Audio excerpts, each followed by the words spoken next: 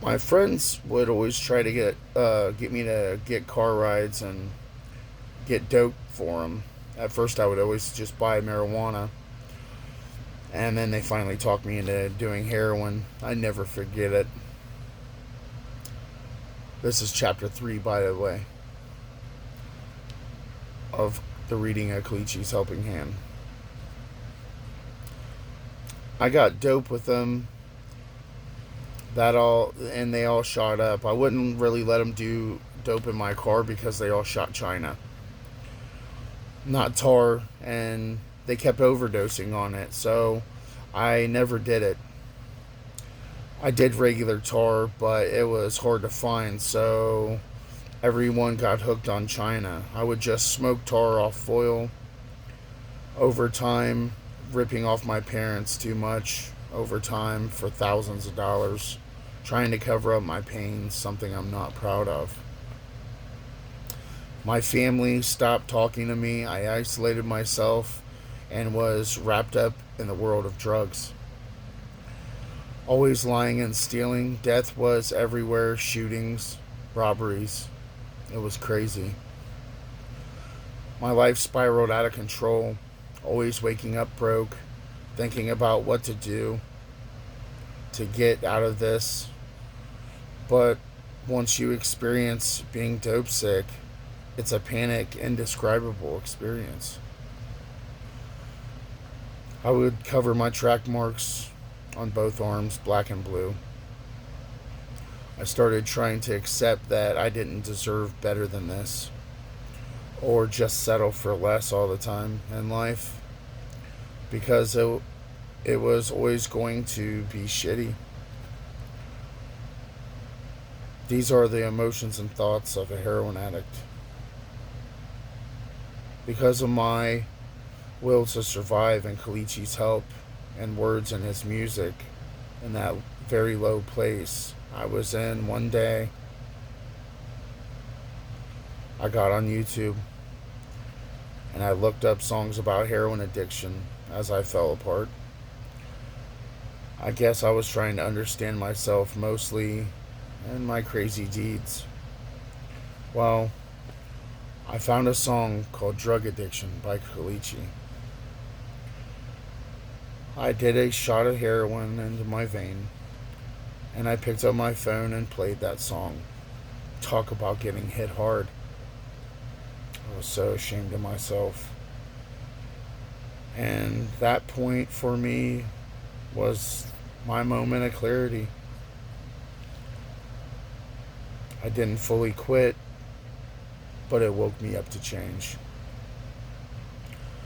So I tried cutting down to prepare to quit. I figured I'd squeeze some cottons and get what I could cutting down. I found out that didn't work. I still got sick no matter what I tried. But I noticed marijuana would make the sickness stop a little bit. I still felt rough, but not as bad. My phone kept ringing. People were basically calling dope sick, wanting to give me $20 for a ride, trying to quit. I listened to Colicchi's music, but didn't know enough about him to know that he really is trying to save as many people as possible, including me. Thank you again, my friend. Well, as my phone kept ringing, I would feel bad for them. And I would just try to buy weed. Well, my friend overdosed in the van. I stopped at a stop sign, and me not knowing what's up, his head hit the dashboard.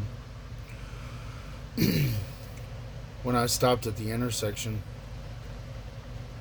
I pushed him back, and all I saw was his lips blue and a pale face. I sped to the hospital, running red lights, traffic beeping horns at me. After running about 6 stoplights, I got to the hospital by miracle. When the cops and nurses opened the door, he woke up. And he got out and grabbed his needle, putting it in his pocket. The nurses had a wheelchair and said, "Okay, now take it easy. Sit down, it's okay." He said, "Okay." Boom, he took off running. The security dude and nurses said, "Well, he seems to be fine." And they said, "Let's go back in." I was standing there with a piece of heroin in my hand as I was trying to hide it, cupping my hand. And my friend was gone. He bolted. Sometime after that, I drove home. My friend wanted me to pick him up. I couldn't because I didn't have any gas. So I did my black tar. He got China white, which was why he fell out. I tried to get regular dope. That's why I tried to get regular dope always. But there was no such thing. It was always cut with all sorts of shit, and sometimes packed with fentanyl being sold. It was crazy. It was a white powder, is what it looked like, and so many died from it every day. I hope whoever reads this is aware you will never ever is aware or will never try it, because from just using black tar my mother died, and all I have left is her picture, which I lost in a car accident, and then I had to hitchhike away from the accident. I was living out of that car. I lost that picture that day. That's the only picture I had of my mother too.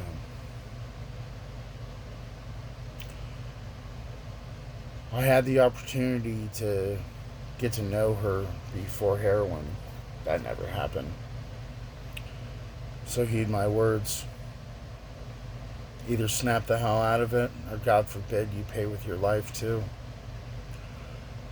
And what I went through when it came to drugs.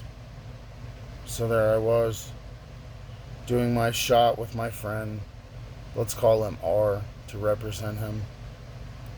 So R called me and said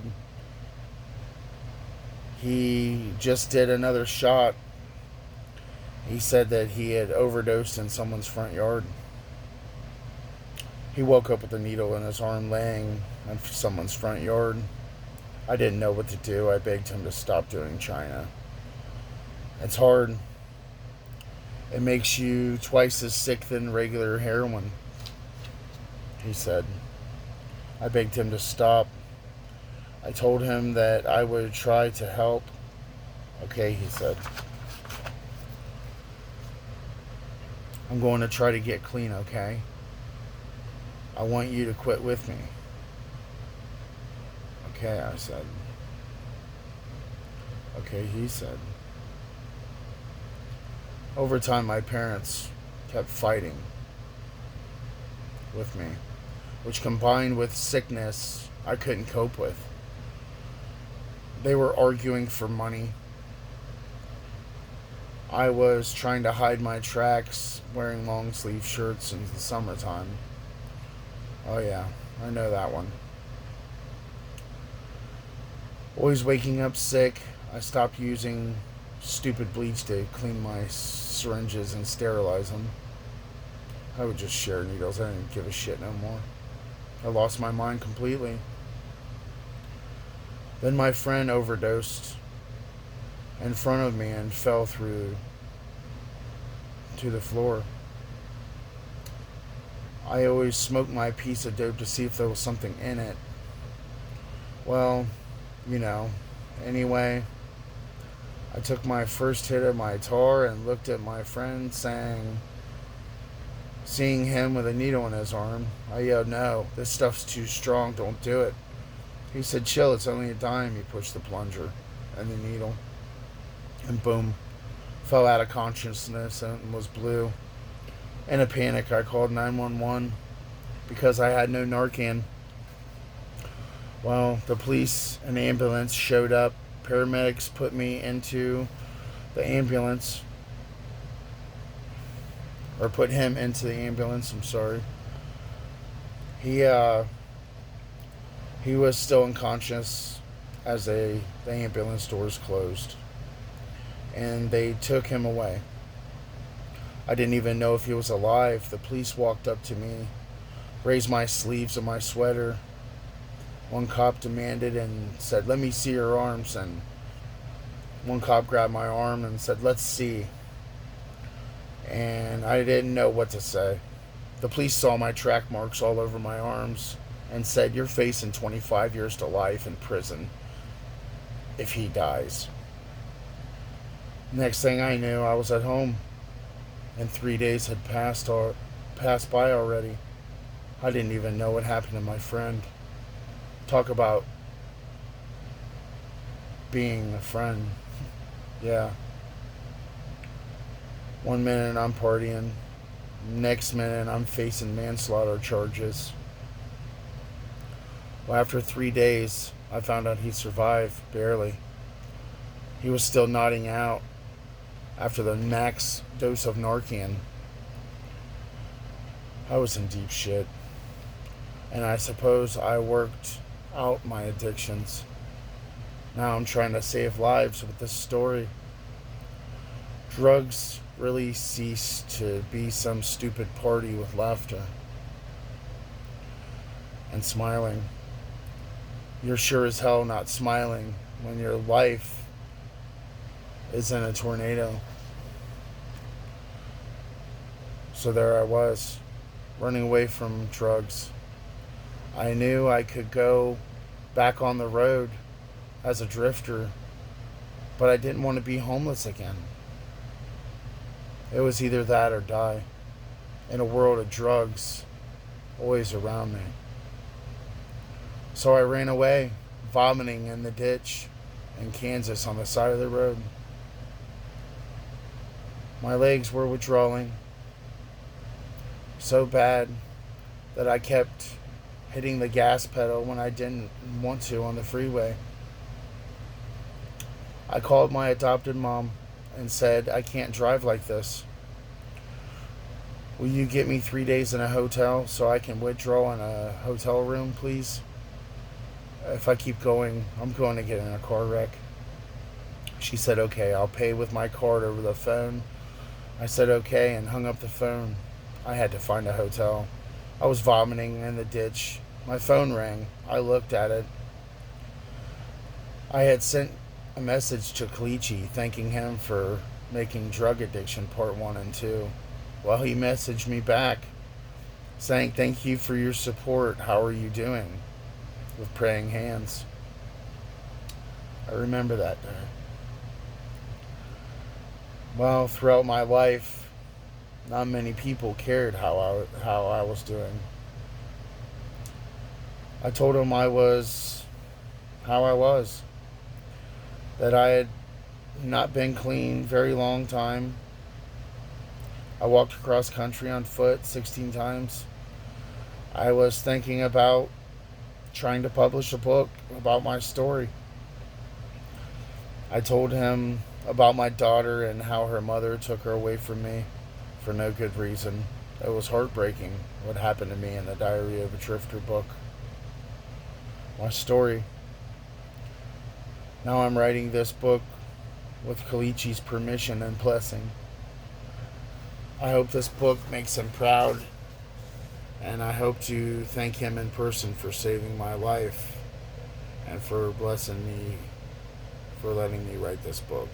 Thank you, my friend. I want to tell this story as bluntly as I can to change lives. I pray this book turns people around to either do something to help others or quit doing drugs, or the party could be over like it was for me.